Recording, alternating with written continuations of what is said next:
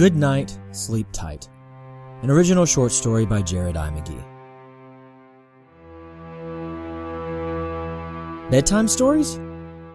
You know, I honestly think that we do ourselves a real disservice ending those at such a young age. How many times a week does some woman or man decry their body speaking out against its rebellion against their perceived needs in the form of insomnia? God knows that I can't get a good night's sleep to save my life. Well, if we're being honest, it's the falling asleep part that is so very problematic. That's the problem with you too, right? If I remember correctly, you said that you have trouble getting to sleep amid the whirring and buzzing of the 10,000 thoughts going on in your head day in and day out, only culminating in an even greater cacophony as you try to put them and you to rest. What is the most distracting for you? Is it the host of questions about the decisions you made throughout the day? Is it the even greater host of questions you have about why you are here, what your life means, and if there are greater forces at play than just, well, us stumbling and grunting around for a few years before we return to the ground? Do you still imagine yourself somewhere more exotic, with someone just a little more your speed than Steven? Or have you resigned yourself that the current life you lead will be the only one you ever do? There is nothing wrong with that, of course. But you always seemed so damned adamant that such a fate was not one that awaited you, O princess of the unhad adventure. Is it just backtracking that keeps your eyes wide as you're trying to allow yourself some peace? Going back and forth throughout any given anything throughout your day, just reliving what you did so that in some way you are living double the time you might have, exponentially increasing your time on this rock? Do you want to know what I do when the blackness and the silence are too much for me to bear? I numb myself.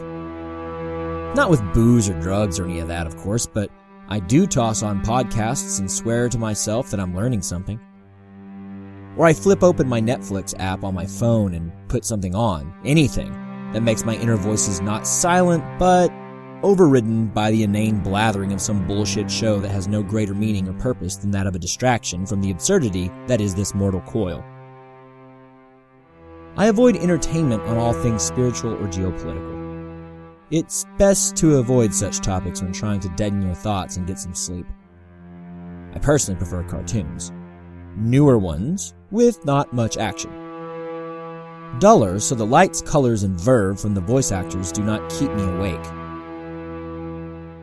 Newer, so the danger of wandering into the realm of nostalgia for yesteryear does not find me, as it does so often when listening to that one song from that one year or watching that one episode from that one time when we lived there.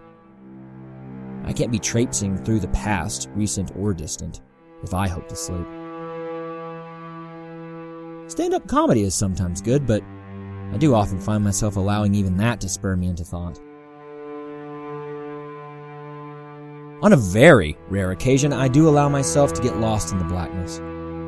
I push away the barriers and welcome the blackness and silence with open arms, even as they cackle in their velveteen way, and the flood of unbidden memories and fantasies and hopes and fears and dreams and nightmares and mistakes and triumphs crash down upon me.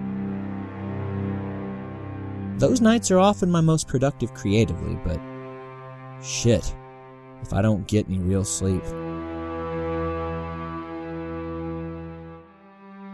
That takes me back to the matter at hand.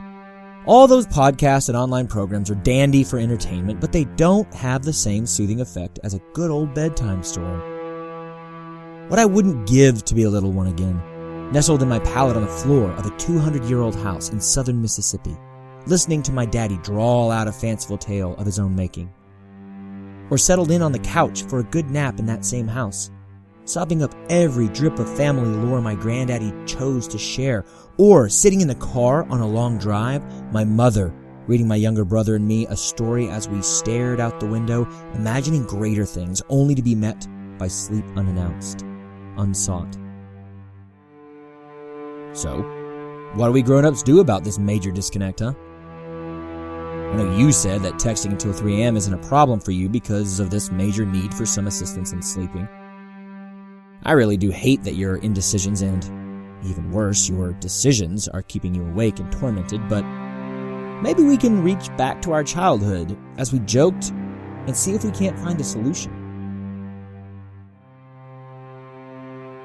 I think you're right, for the record. The answer is bedtime stories.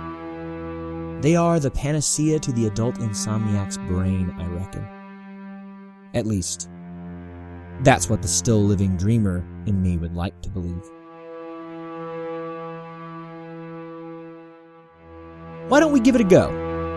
You're a science-minded woman after all. The only way we'll know is if we test it. The Goblin and the Grocer. There was once a hard-working student who lived in an attic, and he had nothing in the world of his own. There was also a hard-working grocer who lived on the first floor and had the whole house for his own. The goblin belonged to him, for every Christmas Eve there was, waiting for him at the grocer's, a dish of jam with a large lump of butter in the middle. The grocer could afford this, so the goblin stayed in the grocer's shop, and this teaches us a good deal. One evening, the student came in by the back door to buy a candle and some cheese. He had no one to send, so he came himself. He got what he wanted, paid for it, and nodded a good evening to the grocer and his wife. She was a woman who could do more than nod, she could talk. When the student had said goodnight, he suddenly stood still, reading the sheet of paper in which the cheese had been wrapped. It was a leaf torn out of an old book, a book of poetry. "There's more of that over there," said the grocer. "I gave an old woman some coffee for the book. If you like to give me 2p, you can have the rest." "Why, yes," said the student. "Give me the book instead of the cheese. I can eat my bread without cheese. It would be a shame to leave the book to be torn up. You're a clever and practical man, but about poetry you understand as much as the old tub over there."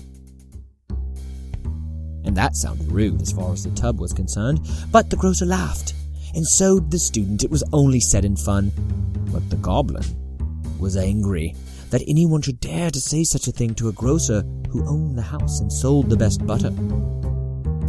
When it was night and the shop was shut, and everyone was in bed except the student, the goblin went upstairs and took the grocer's wife's tongue.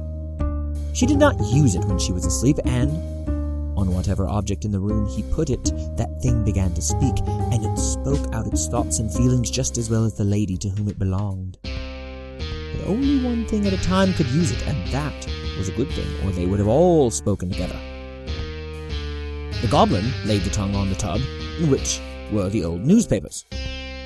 "Is it true," he asked, "that you know nothing about poetry?" "Certainly not," answered the tub. "Poetry is something that is in the papers, and that is frequently cut out.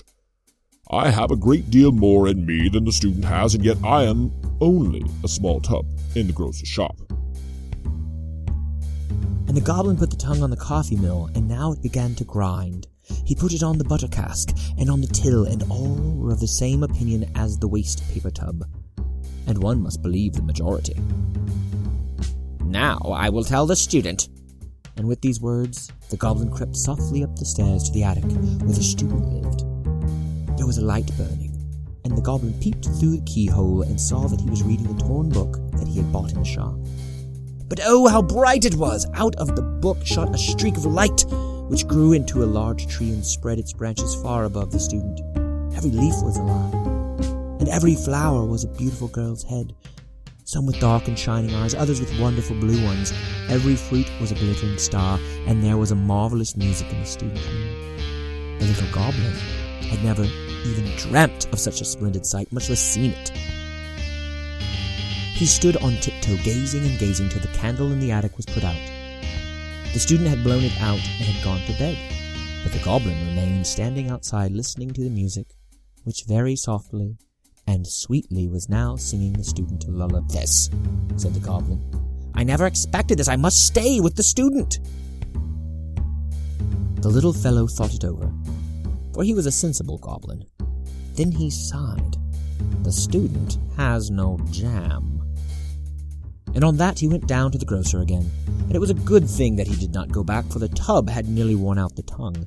It had read everything that was inside it, on the one side, and was just going to turn itself around and read from the other side when the goblin came in and returned the tongue to its owner. But the whole shop, from the till down to the shavings, from that night changed their opinion of the tub, and they looked up to it, and had such faith in it, that they were under the impression that when the grocer read the art and drama critiques of the paper in the evenings, it all came from the tub. But the goblin could no longer sit quietly, sitting to the wisdom and intellect downstairs. No, as soon as the light shone in the evening from the attic, it seemed to him as though its beams were strong ropes dragging him up, and he had to go and peep through the keyhole. There, he felt the sort of feeling we have looking on a great rolling sea in a storm, and he burst into tears. He could not himself say why he wept, but in spite of his tears he felt quite happy. How beautiful it must be to sit under that tree with the student. But that he could not do. He had to content himself with the keyhole and be happy there. There he stood out on the cold landing, the autumn wind blowing through the cracks of the floor. It was cold. Very cold, but he first found out when the light in the attic was put out and the music in the wood died away. Then it froze him, and he crept down again into his warm corner. There it was comfortable and cozy. When Christmas came, and with it the jam and the large lump of butter, then the grocer was first with him. But in the middle of the night the goblin awoke, hearing a great noise and knocking against the shutters, people hammering from outside. The watchman was blowing his horn. A great fire had broken out. The whole town was in flames. Was it in the house? Or was it in a neighbor's? Where was it? The alarm increased. The grocer's wife was so terrified that she took the gold earrings out of her ears and put them in her pocket in order to save something. The grocer seized his account books and the maid her black silk dress. Everyone wanted to save his most valuable possession. So did the goblin, and in a few leaps he was up the stairs and in the student's room. He was standing quietly by the open window looking at the fire that was burning in the neighbor's house just opposite. The goblin seized the book lying on the table, put it in his red cap, and clasped it with both hands. The best treasure in the house was saved, and he climbed out on the roof. With it there, under his cap, and on to the chimney. There he sat, lighted up by the flames from the burning house opposite, both hands holding tightly on his head and on his red cap, which lay the treasure. And now he knew what his heart really valued most, to whom he really belonged.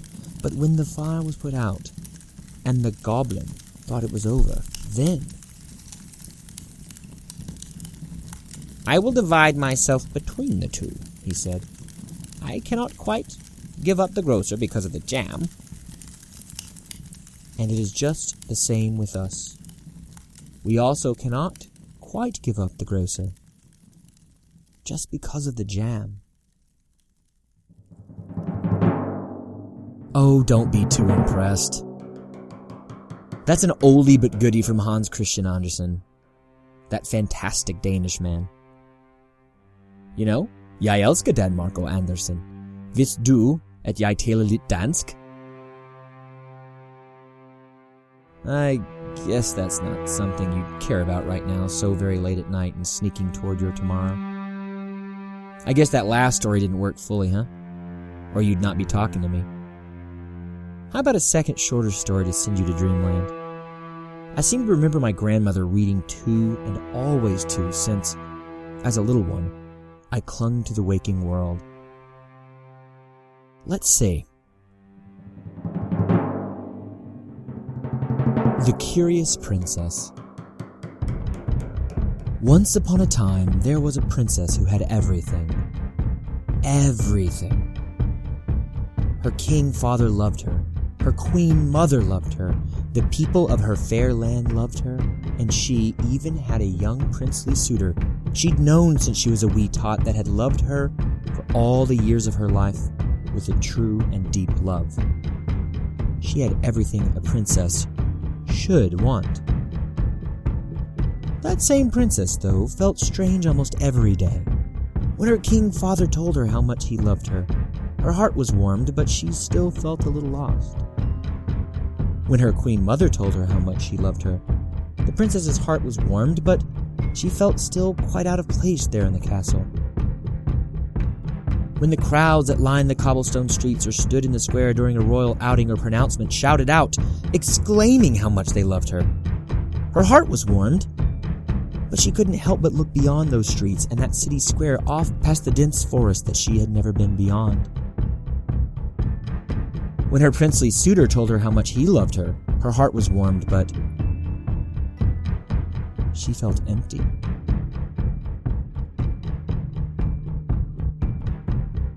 One day, the princess received a scroll sealed with a purple wax seal and in a script that she was, at first, unfamiliar with. She excitedly broke the seal and looked upon the scroll. The princess read, quickly realizing that this was a note scrawled from an old friend, long since having been removed from the castle and the fair land because of a desire for adventure and making a new path for themselves. The princess's old playing companion invited her to come to the frozen lands on the sea, so she too could experience new sights, new sounds, new tastes, and more.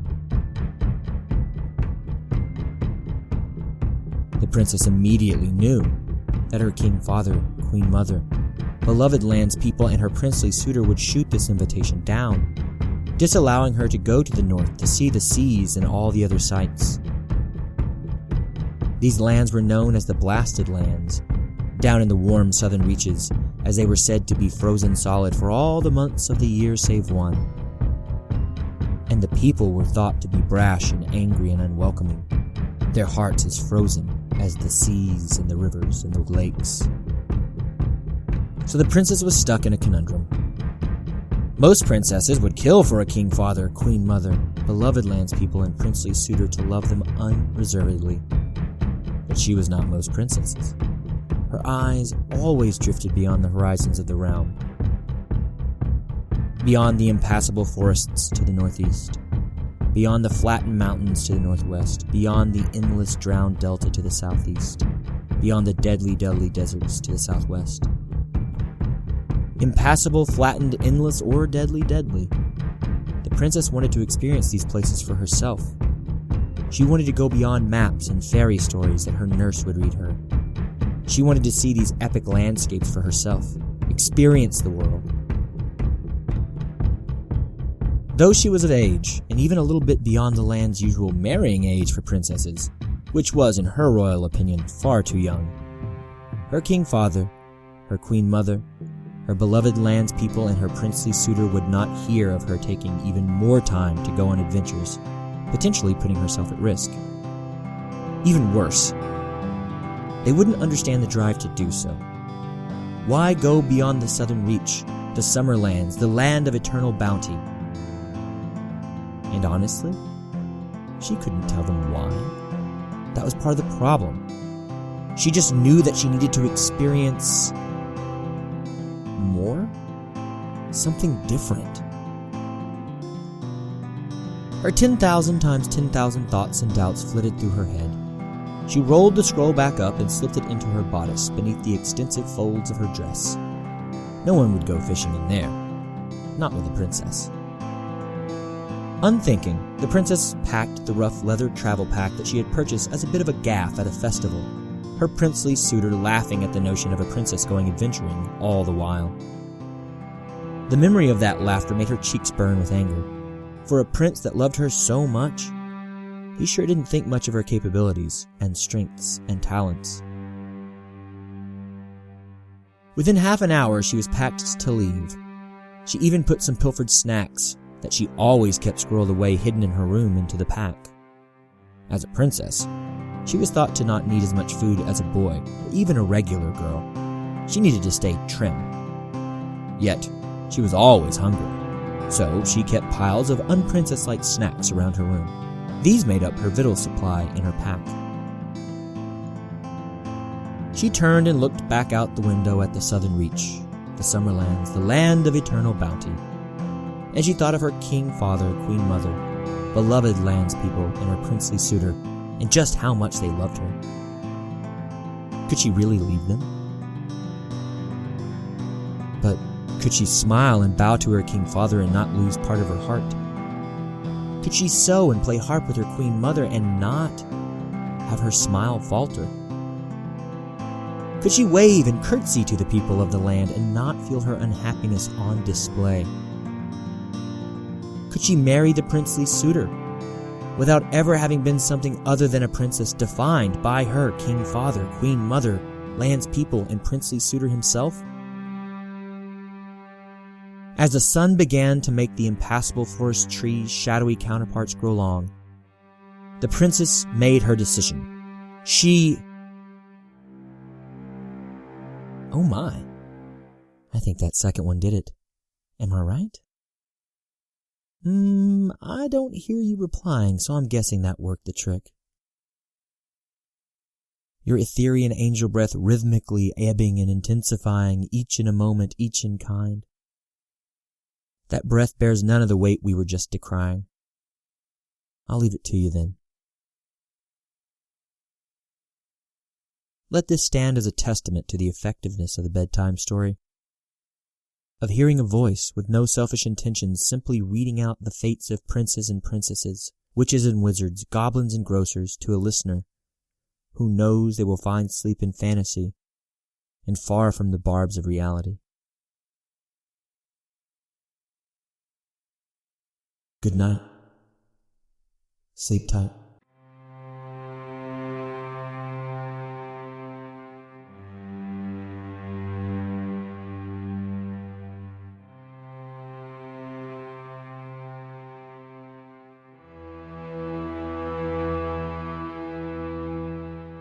Thank you for listening to Goodnight, Sleep Tight.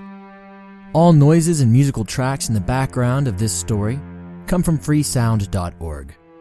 The sounds and tracks are all being used under CC 0 Universal Public Domain Dedication licenses. I don't do this very often, but I'd also like to say that this story was very openly inspired by a dear friend of mine. If you're out there listening, I sure hope it brought some comfort. I'm excited that you all might stick around for the next installment of Jack Lee's novel, Ants of the Fire, The Legend of Tilo. If you've not listened to the other riveting parts of Mr. Lee's story, please, oh please, go do so. You're missing out. For those that are already all caught up, let's rejoin Tilo and see how her supposed reprogramming from madness is coming along. I'll see you over there.